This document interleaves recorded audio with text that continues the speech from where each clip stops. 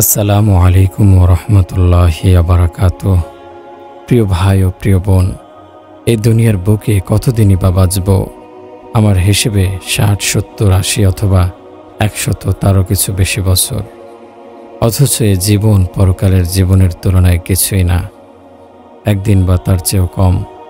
অথচ আমরা একটা দিনে আল্লাহ তাআলাকে ছেড়ে পড়ে আছি দুনিয়ার ধান্দায়।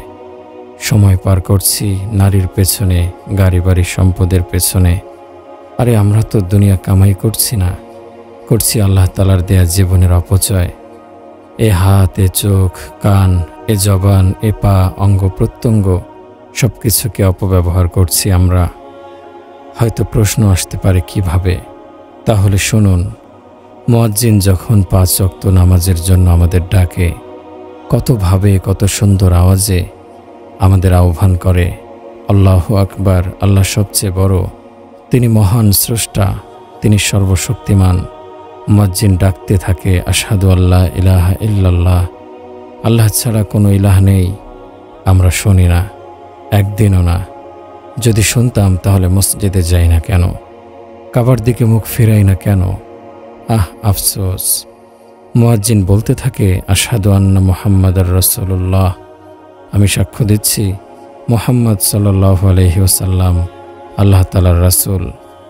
বলুন তো, তাহলে আমরা আজ তাকে দোজাহানের বাদশা, প্রিয় নবী, আল্লাহ তাআলার প্রিয় হাবিব, মানুষের সবচেয়ে বড় কল্যাণকামী মুহাম্মদ সাল্লাল্লাহু আলাইহি ওয়াসাল্লামের দেখানো পথ ছেড়ে কোথায় যাচ্ছি? আমরা কি কথা ভুলে গেছি যে প্রিয় নবী সাল্লাল্লাহু আলাইহি ওয়াসাল্লাম আমাদের জন্য, আমাদের মুক্তির জন্য কত কষ্ট করেছেন? আমাদের জন্য পৃথিবীর মাটিকে নিজের বুকের রক্তে লাল করেছেন। আমরা কি জানি না আমাদের মুক্তির জন্য পাথরের আঘাতে আঘাতে রক্তাক্ত হয়েছেন? আমরা কি করে এমন মঙ্গলাকাঙ্ক্ষীর কথা ভুলে যাব, যিনি আমাদের চিরস্থায়ী মঙ্গলের জন্য দিনের পর দিন অনাহারে ছিলেন, রাতের পর রাত কাটিয়েছেন নির্ঘুম, সিজদায় পড়ে সারা রাত কাঁদতেন আল্লাহর দরবারে। সে তো আমাদেরই জন্য। আমাদের কত দুর্ভাগ্য, আমরা আজ কল্যাণের পথ ছেড়ে ধ্বংসের পথে হাঁটছি। মুয়াজ্জিন ডাকছে, হাইয়া আলাস সালাহ, এসো নামাজে এসো। হাইয়া আলাল ফালাহ, এসো সফলতার দিকে এসো। আমরা শুনছি না, কেয়ার করছি না। আমাদের স্পর্ধায় আকাশের জমিনের সব ফেরেশতাগণ হতবাক। আমাদের অহংকার দেখে, আমাদের বেয়াদবি দেখে স্তব্ধ আকাশ, মাটি, পাহাড়, সাগর। আজ আমরা মসজিদ ছেড়ে কোথায় সফলতা খুঁজি? বাজারে, দোকানে, বিলাসবহুল বাংলোতে, সচিবালয়ে? কোথায় কোথায় সে সফলতা? দেশের প্রধানমন্ত্রী হলে কি আপনি পেয়ে গেলেন সফলতা? অনেকগুলো সার্টিফিকেট আর টাকার পাহাড়ে চড়ে কি মনে করছেন আপনি সফল? বলুন তো, এই সফলতা কতদিনের জন্য, কত শতাব্দীর জন্য? কয় শত বছর ধরে আমি থাকতে পারবো পৃথিবীতে? না। হায়, আমরা কত অবুঝ, কত অবদ্ধ, বেপরোয়া, কত বোকা। আমরা অনন্ত আনন্দময় সে জীবনের সফলতাকে গ্রহণ না করে কুড়িয়ে নিচ্ছি দুনিয়ার দুদিনের সফলতা, যার স্বাদ গ্রহণ করতে না করতেই জীবনের চাকা থেমে যায়। সেদিন আমার কোনো বন্ধু থাকবে না নেক আমলগুলো ছাড়া। রোজ হাসরের সে অচেনা মাঠে আফসোসের সীমা থাকবে না। দুনিয়ার জীবনের কথা মনে করে কাঁদবো, আফসোস করে বলবো, হায় আমি কি করে এসেছি, কি নিয়ে মহাপরীক্ষার জন্য হাজির হয়েছি। আমি তো ধ্বংস হয়ে গেছি, শয়তানের ধোঁকায় পড়ে নিজেকে বরবাদ করেছি। কি লাভ হবে সেদিন এসব চিন্তায়, অনর্থক কান্নায়? এ কান্নার প্রয়োজন তো হলো দুনিয়ার জিন্দেগিতে। আল্লাহ পাক তো বলেছেন, আমার হুকুমের খাঁচায় নিজেকে বন্দী করো, আর আমার হাবিবের আদর্শে, তার তরিকায় সোনালি শিকলে নিজেকে বাঁধো। আজ আমরা নির্বোধের মতো কি করছি? শয়তানের ধোঁকায় পড়ে স্বাধীনতার স্বাদ নিতে গিয়ে সর্বনাশ করছি। আমরা আজ শয়তানের ধোঁকায় পড়ে আহত, রক্তাক্ত, স্বাধীনতার নামে শিরক করছি, জিনা করছি, চগলখুরি করছি, নামাজ রোজা ছেড়ে দিয়েছি, সম্পদ কমে যাবে এ ভয়ে জাকাতও দিচ্ছি না। আমরা গুনাহকে গুনাহ মনে করছি না, সুদ ঘুষকে হালাল করে নিয়েছি। চুরি, ডাকাতি, খুন, ধর্ষণ সবই তো আমাদের দ্বারা হচ্ছে। কোনো পাপই তো আমরা ছাড়ছি না। আমরা কিভাবে, কোন সাহসে আল্লাহ তাআলার আযাব গজব থেকে নির্ভয় হয়ে আছি? মনে রাখবেন, এই ধৃষ্টতার জবাব আমায় দিতে হবে। সেদিন দাঁড়াতে হবে আসামের কাঠগড়ায়। উত্তপ্ত সূর্যের নিচে এ পাপ আমাকে সেদিন নিক্ষেপ করবে ঘাম পৌজ আর দূষিত রক্তের সমুদ্রে। সেদিন কাঁদব, বাঁচাও বাঁচাও বলে চিৎকার করব, ক্ষমা চাইব আল্লাহ তাআলার কাছে। কি লাভ হবে? আমার কান্না বিফলে যাবে। হে ভাই ও বোন, আসুন পরকালে যেন কাঁদতে না হয় সে ব্যবস্থা করি। সময় থাকতে আল্লাহর পথে ফিরে আসি। প্রিয় ভাই, প্রিয় বোন, সেখানে হাসরের মাঠের অবস্থা বড়ই করুণ হবে।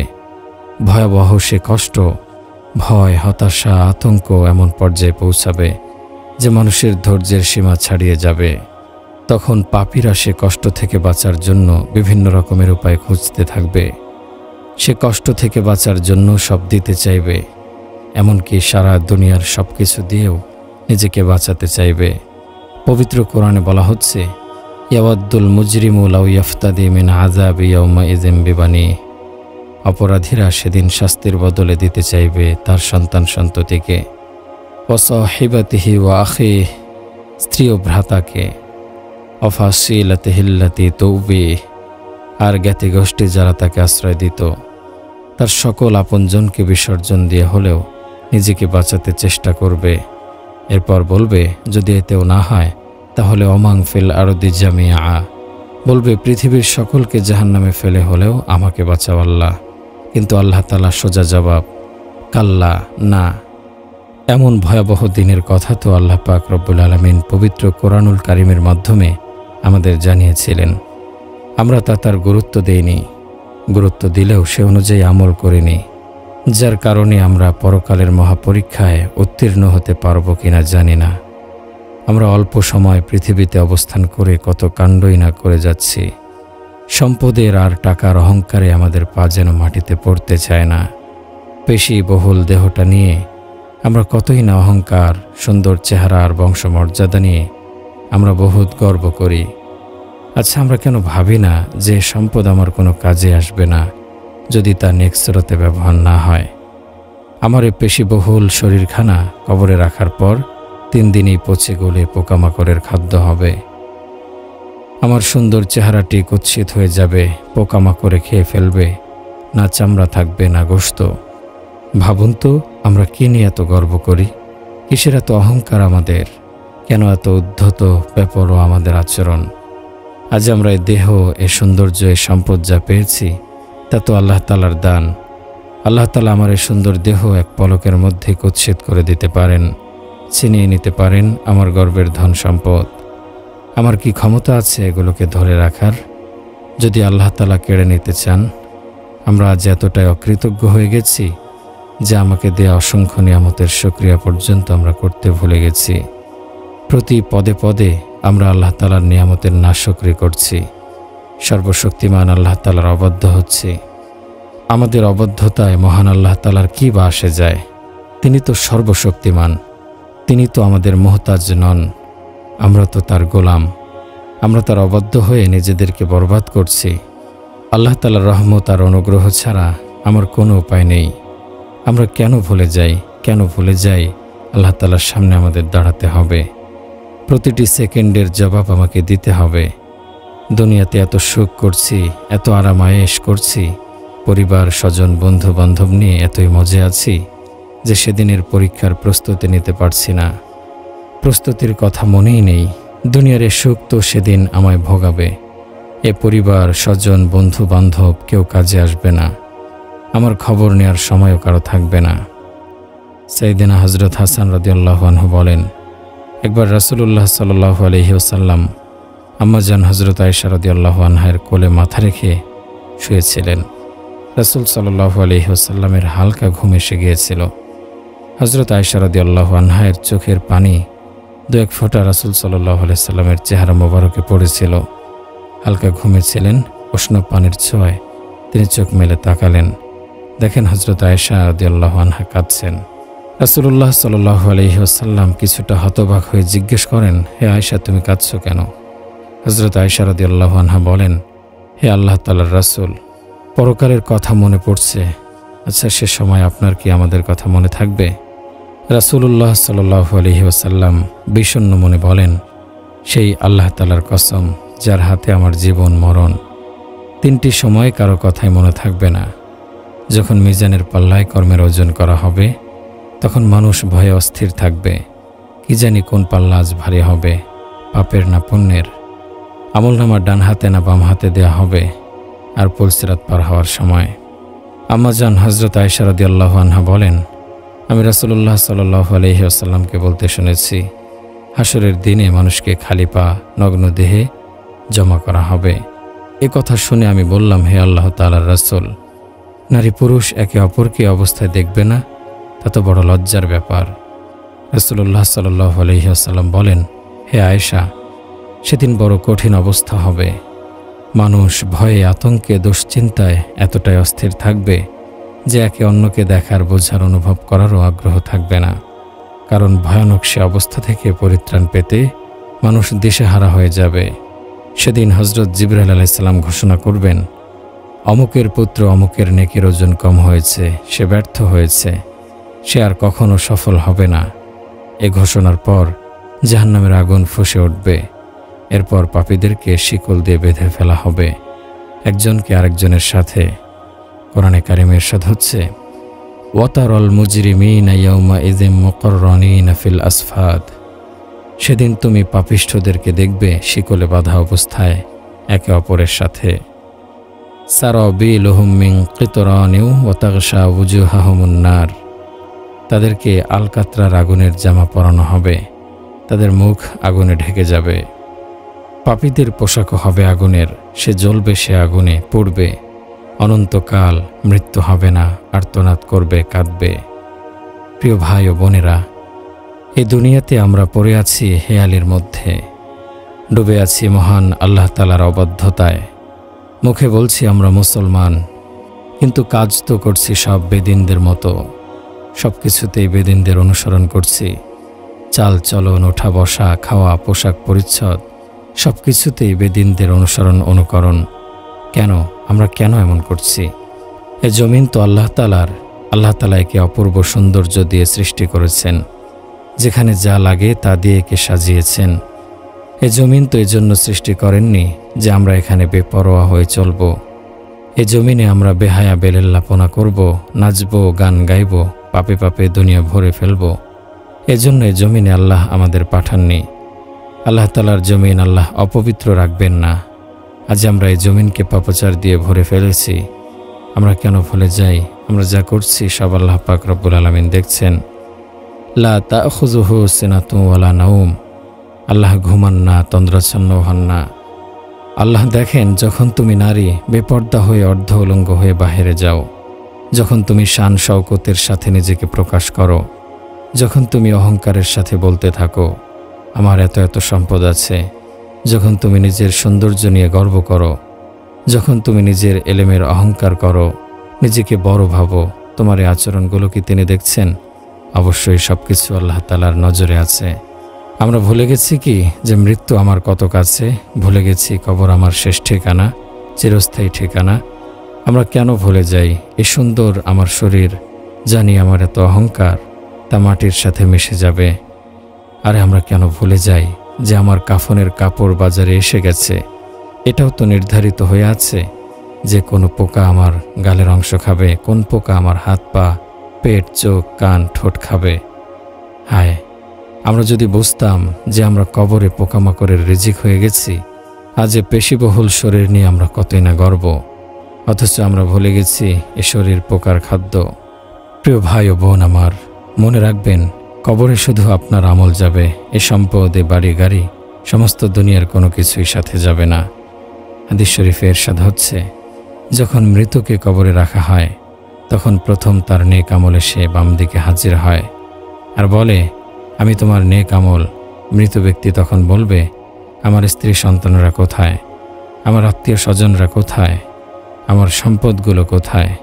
নেক আমল তখন বলবে, ওসব কিছুই দুনিয়াতে পড়ে আছে, এখন আমি তোমার সাথে, তোমার কবরে তোমার সাথে একা, একমাত্র আমি।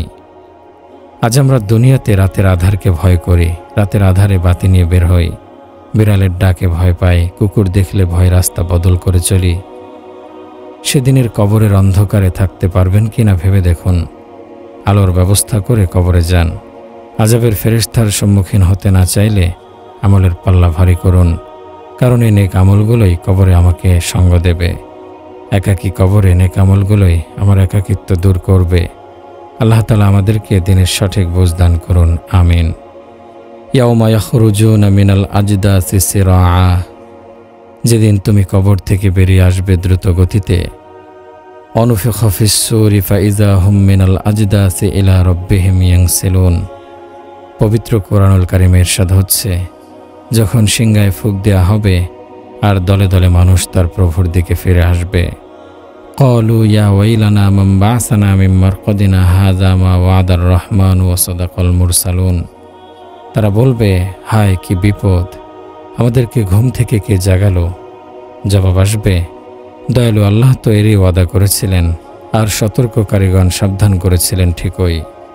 প্রিয় ভাই ও বোনেরা, সেদিন মানুষ আল্লাহ তাআলার সামনে দাঁড়াবে, বিচার হবে, হয়তো মুক্তি পাবে, নয়তো হবে বন্দী। সেদিন হাজির করা হবে আমাদেরকে, তখন লুকানোর মতো কিছু আর থাকবে না। কারো আমলনামা ডান হাতে দেয়া হবে, ডান হাতে আমলনামা পেয়ে সৌভাগ্যবান ব্যক্তিটি আনন্দিত হবে। অন্যদেরকে বলবে, দেখো তোমরাও এটা পড়ে দেখো, এটা আমার আমলনামা, আমি আগেই জানতাম হিসাব আমাকে দিতেই হবে। দুনিয়াতে থেকে আজকের দিনের প্রস্তুতিটা নিয়েছিলাম বলে রক্ষা। এরপর সে সৌভাগ্যবান ব্যক্তি জান্নাতে সুখে শান্তিতে জীবন যাপন করতে থাকবে।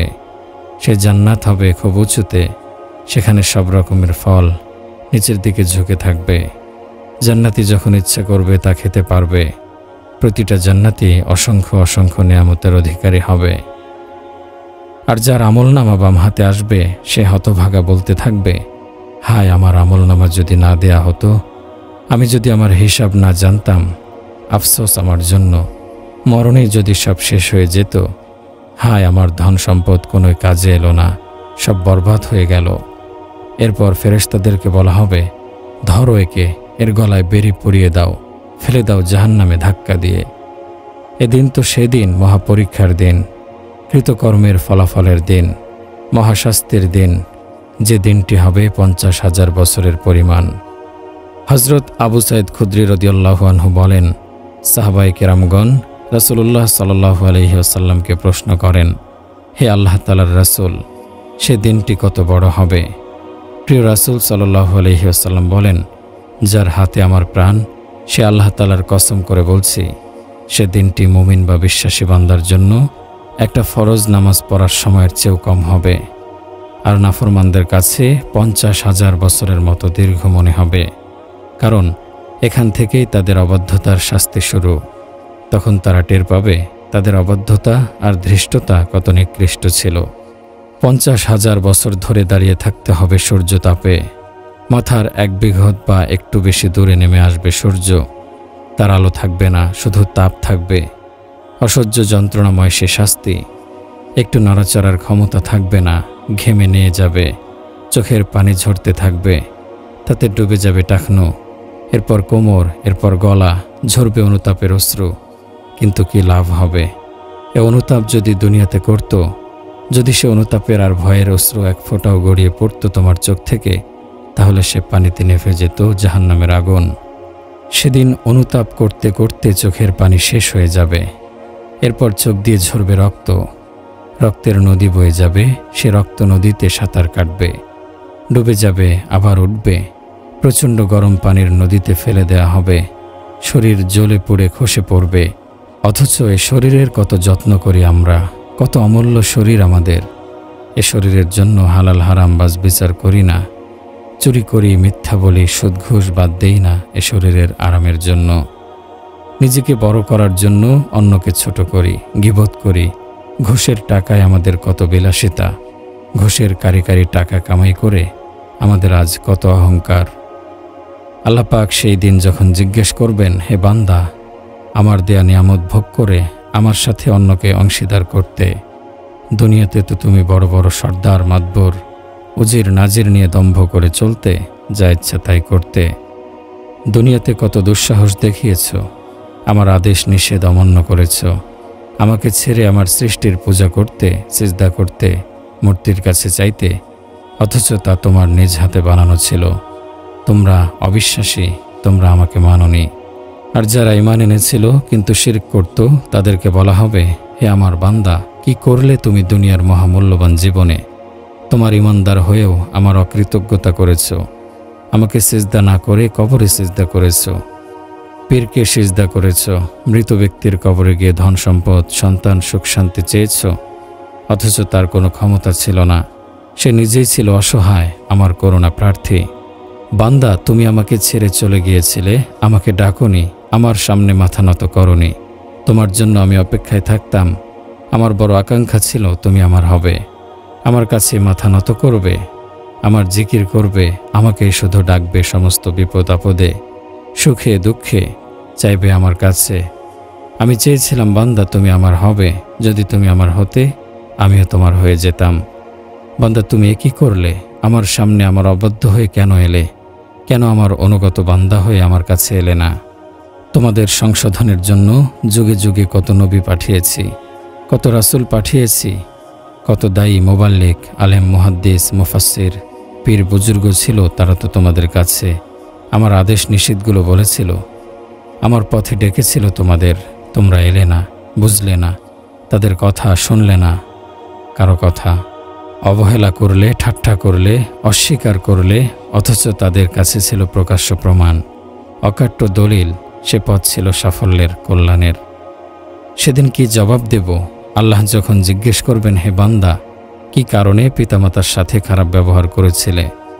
যে পিতা সারাদিন পরিশ্রম করে মাথার ঘাম পায়ে ফেলে তোমার খাবার জোগাড় করত, তোমার সুখ শান্তির জন্য সব আবদার পূরণ করত, আজ সে পিতার সাথে কি কারণে খারাপ ব্যবহার করলে? কিভাবে করলে?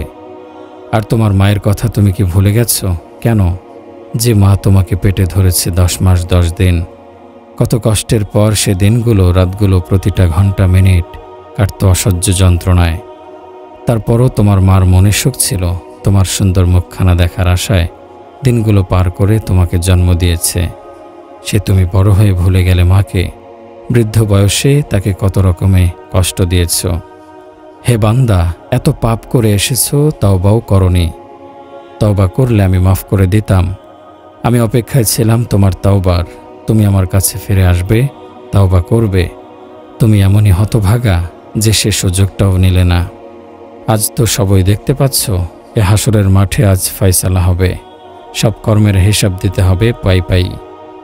এখান থেকে পালাবার কোনো পথ নেই। সর্বত্র আমার রাজত্ব, আমার সীমানা, আমার নিয়ন্ত্রণে সবকিছু আমার দৃষ্টির মধ্যে। হযরত আবু মুসা আশআরী রাদিয়াল্লাহু আনহু থেকে বর্ণিত, রাসূল আকরাম সাল্লাল্লাহু আলাইহি ওয়াসাল্লাম ইরশাদ করেন, মান আহাব্বা দুনিয়াহু আদররা বিআখিরাতিহি ওয়া মান আহাব্বা আখিরাতাহু আদররা বিদুনিয়াহু ফাআসিরহু মা ইয়াবকা আলা মা ইয়াফনা। যে দুনিয়াকে ভালোবাসে সে আখিরাতে ক্ষতিগ্রস্ত হবে, আর যে আখিরাতকে ভালোবাসে সে দুনিয়াতে ক্ষতিগ্রস্ত হবে। তাই তোমরা চিরস্থায়ীকে ক্ষয়িষ্ণু ও ধ্বংসশীলের উপর প্রাধান্য দাও। হযরত যায়েদ বিন আরকাম রাদিয়াল্লাহু আনহু বলেন, আমরা হযরত আবু বকর সিদ্দিক রাদিয়াল্লাহু আনহুর সাথে ছিলাম। তিনি পানি চাইলেন, তার সামনে মধু ও পানি পেশ করা হলো। পান করার জন্য তা হাতে নিয়েই তিনি কাঁদতে আরম্ভ করেন। তার কান্না দেখে সঙ্গীরাও কাঁদতে লাগলেন। কিছুক্ষণ কাঁদার পর তার সঙ্গীরা কান্না বন্ধ করেন, কিন্তু হযরত আবু বকর রাদিয়াল্লাহু আনহু তখনও কাঁদতেছিলেন। তার কান্নায় চোখের পানিতে তার দাড়ি ভেজে গেল। একসময় হযরত আবু বকর রাদিয়াল্লাহু আনহু কান্না থামিয়ে চোখের পানি মুছলেন। লোকেরা জিজ্ঞেস করেন, হে আমিরুল মুমিনিন, আপনি কেঁদেছেন কেন? হযরত আবু বকর রাদিয়াল্লাহু আনহু বলেন, আমি রাসূলুল্লাহ সাল্লাল্লাহু আলাইহি ওয়াসাল্লামের সঙ্গে ছিলাম। দেখলাম রাসূলুল্লাহ সাল্লাল্লাহু আলাইহি ওয়াসাল্লাম কি যেন অপসারণ করছেন, অথচ আমি কিছুই দেখতে পেলাম না। জিজ্ঞেস করলাম, ইয়া রাসূলুল্লাহ সাল্লাল্লাহু আলাইহি ওয়াসাল্লাম, আপনি কি সরাচ্ছেন? রাসূলুল্লাহ সাল্লাল্লাহু আলাইহি ওয়াসাল্লাম বলেন, তা ছিল দুনিয়া। আমার সামনে হাজির হয়েছিল। আমি তাকে বললাম, আমার সামনে থেকে সরে যাও। সরে গিয়ে সে আবার ফিরে এসে বলতে থাকে, আপনি যদিও আমার থেকে দূরে থাকছেন, আপনার পরবর্তীরা কিন্তু আমার কাছ থেকে দূরে থাকবে না। তারা আমাকে সাদরে গ্রহণ করবে। ইমাম গাজ্জালী রহমতুল্লাহি আলাইহি বলেন, সমস্ত প্রশংসা ওই মহান রব্বুল আলামিনের, যিনি গর্দান ভেঙে দিয়েছেন বড় বড় জালিম ও মন্দ লোকদের এবং উঁচু উঁচু অট্টালিকার মালিকদের বিলাসবহুল কামরাগুলো ধ্বংস করে দিয়েছেন। আর বড় বড় সম্পদওয়ালাদের সব আশা ভরসা মৃত্যুর মাধ্যমে থামিয়ে দিয়েছেন। এ লোকগুলো তো এমন ছিল যে মৃত্যুর কথা শুনতেই চাইতো না, মজা করত, বিদ্রূপ করত। কিন্তু আল্লাহ তাআলার সত্য ওয়াদা মৃত্যু তাদের গ্রাস করল, আর বিলাসবহুল অট্টালিকা থেকে মাটির নিচে ফেলে দিয়েছেন এবং রং বেরঙের বাতির আলো থেকে, নরম বিছানা থেকে অন্ধকার কবরে পৌঁছে দিয়েছেন। প্রিয় ভাই ও বোন, আল্লাহ রাব্বুল আলামিন দুনিয়ার জিন্দেগি পরীক্ষার জন্য দিয়েছেন। এ দুনিয়ায় যার আগমন হয়েছে তাকে একে ছেড়ে যেতেই হবে। এখানে চিরস্থায়ী কেউ নয়, চাই সে বাদশাহ হোক, চাই সে ফকির হোক, মৃত্যু সবার শেষ পরিণতি। হজরত ঈসা আলাইহিস সালামকে কেউ একজন জিজ্ঞেস করেন, হে আল্লাহ তাআলার নবী, আপনি নিজের জন্য ঘর তৈরি করেন না কেন? হজরত ঈসা আলাইহিস সালাম বলেন, আমার পূর্বে চলে যাওয়া লোকদের পুরনো ঘরগুলি আমার জন্য যথেষ্ট। আজ আমাদের জন্য আফসোস যে আমরা সুন্দর সুন্দর বাড়ি তৈরিতে মগ্ন। আমরা পড়ে আছি সুন্দর বাড়ির পেছনে, নারীর পেছনে, সম্পদের পেছনে, যা দিন থেকে দূরে থাকা ও মৃত্যু থেকে বেখবর হওয়ার প্রমাণ। তাই বুদ্ধিমানদের জন্য পরকালের জিন্দেগির প্রতি নজর দেওয়া উচিত, তার জন্য তৈরি হওয়া উচিত। কারণ আমরা দুনিয়ার মোহে এতই মগ্ন হয়ে আছি যে কারো মৃত্যু দেখেও আমাদের অনুভূতি জাগ্রত হয় না। আমরা ভুলে যাই মৃত্যু সবার জন্য, যে কোনো সময় আমার জিন্দেগির খেলতামাশা খতম হয়ে যেতে পারে। প্রিয় নবী সাল্লাল্লাহু আলাইহি ওয়াসাল্লাম ইরশাদ করেন, চিরস্থায়ী আখিরাতের প্রতি বিশ্বাসীদের দেখে বিস্ময় লাগে যে কিভাবে তারা ধোঁকার আবাস দুনিয়ার জন্য মেহনত করে চলেছে। বর্ণিত আছে, একদিন প্রিয় নবী সাল্লাল্লাহু আলাইহি ওয়াসাল্লাম এক আবর্জনার স্তূপের ওপর দাঁড়িয়ে বলতে লাগলেন, দুনিয়াদার, দুনিয়ার দিকে আসো। এ বলে তিনি মহিলার স্তূপের ভেতর হাত প্রবেশ করিয়ে একটি পচা অংশ তুলে আনলেন, যাতে পুরনো হাড্ডিসমূহ ছিল। এরপর বলেন, এ হলো দুনিয়া। এর দ্বারা তিনি বোঝাতে চেয়েছেন যে দুনিয়ার যত রং রূপ আছে তা অচিরে পচন ধরবে, পচা আবর্জনার খণ্ডের মতো। এ সুন্দর শরীর অচিরেই হাড্ডি আর হাড্ডিতে পরিণত হবে। হজরত আবু হুরায়রা রাদিয়াল্লাহু তাআলা আনহু বলেন, রাসূলুল্লাহ সাল্লাল্লাহু আলাইহি ওয়াসাল্লাম বলেছেন, হে আবু হুরায়রা, আমি কি তোমাকে দুনিয়া ও দুনিয়ার মধ্যে যা কিছু আছে সব দেখিয়ে দেব? আবু হুরায়রা রাদিয়াল্লাহু আনহু বলেন, জি হ্যাঁ, ইয়া রাসূলুল্লাহ সাল্লাল্লাহু আলাইহি ওয়াসাল্লাম। রাসূলুল্লাহ সাল্লাল্লাহু আলাইহি ওয়াসাল্লাম এরপর আমার হাত ধরে মদিনার এক উপত্যকায় নিয়ে যান, যেখানে আবর্জনার একটা স্তূপ পড়েছিল। তা ছিল মাথার খুলি, পচা গলা পুরনো বস্ত্র ও কঙ্কালের স্তূপ। রাসূলুল্লাহ সাল্লাল্লাহু আলাইহি ওয়াসাল্লাম বলেন, হে আবু হুরায়রা, এ মাথার খুলিগুলোতেও তোমাদের মতো কত লালসা, কত রকমের আশা পোষণ করত। আজ দেখো তা হাড্ডিসার হয়ে পড়ে আছে, তাদের চামড়াগুলো মাটি হয়ে গেছে। এ যে ময়লার স্তূপ দেখছ, এ হলো তাদের পেটের খাদ্যসমূহ, যা তারা বিভিন্ন জায়গা থেকে উপার্জন করেছিল এবং পেটে ভরেছিল, কিন্তু পেট সেগুলো বাইরে ঠেলে দিয়েছে। আজ মানুষ তাদের দেখে ঘৃণা করে। আজ যে জীর্ণ কাপড়গুলো হচ্ছে তাদের পোশাক, যা তাদের শরীরের সৌন্দর্য বৃদ্ধি করত, আজ তা বাতাসে উড়িয়ে নিয়ে যাচ্ছে। এই সে কঙ্কাল যার ওপর ভর করে কত শহর বন্দর চষে বেরিয়েছিল। দুনিয়ার এ পরিণতির জন্য কারো যদি কাঁদতে ইচ্ছা হয়, তাহলে এ করুণ দশা দেখে সত্যি কাঁদা উচিত। হযরত আবু হুরায়রা রাদিয়াল্লাহু আনহু বলেন, রাসূল পাক সাল্লাল্লাহু আলাইহি ওয়াসাল্লামের এ কথা শুনে আমাদের মধ্যে কান্নার রোল পড়ে গেল। হযরত লোকমান আলাইহিস সালাম সে পুত্রকে বলেছিলেন, হে প্রিয় বৎস, আখিরাতের স্বার্থে তুমি দুনিয়াকে বিক্রি করে দাও, তাহলে দুনিয়া ও আখিরাত উভয়টিতেই তুমি লাভবান হবে। কিন্তু দুনিয়ার স্বার্থে আখিরাতকে বিক্রি করো না, তাহলে দুনিয়া ও আখিরাত দুটিতেই ক্ষতিগ্রস্ত হবে। হযরত আনাস রাদিয়াল্লাহু আনহু থেকে বর্ণিত, রাসূল পাক সাল্লাল্লাহু আলাইহি ওয়াসাল্লাম বলেছেন, তোমরা মৃত্যুকে অধিক পরিমাণে স্মরণ করো, কেননা মৃত্যুর চিন্তা পাপকে বিলুপ্ত করে দেয়, দুনিয়ার প্রতি অন্তরে ঘৃণা জন্মায়। হযরত আব্দুল্লাহ ইবনে আব্বাস রাদিয়াল্লাহু আনহু বলেছেন, রব্বুল আলামিন দুনিয়াকে 3 ভাগ করেছেন, এক ভাগ মুমিনের জন্য, এক ভাগ মুনাফিকের জন্য, এক ভাগ কাফেরের জন্য। তাই মুমিন নিজের পরকালের পুঁজি সংগ্রহে ব্যস্ত, মুনাফিক বিলাস সামগ্রীর অন্বেষণে ব্যস্ত, আর কাফের ভোগে ব্যস্ত। হযরত হাসান বসরি রহমতুল্লাহি আলাইহি বলেন, আল্লাহ তাআলার কসম, বনি ইসরাইলেরা যে মূর্তি পূজায় লিপ্ত হয়েছিল তার একমাত্র কারণ ছিল দুনিয়ার মুহাব্বত। মহান আল্লাহ তাআলা আমাদের সবাইকে সঠিক বুঝ দান করে আমাদের কবুল করুন। আমিন।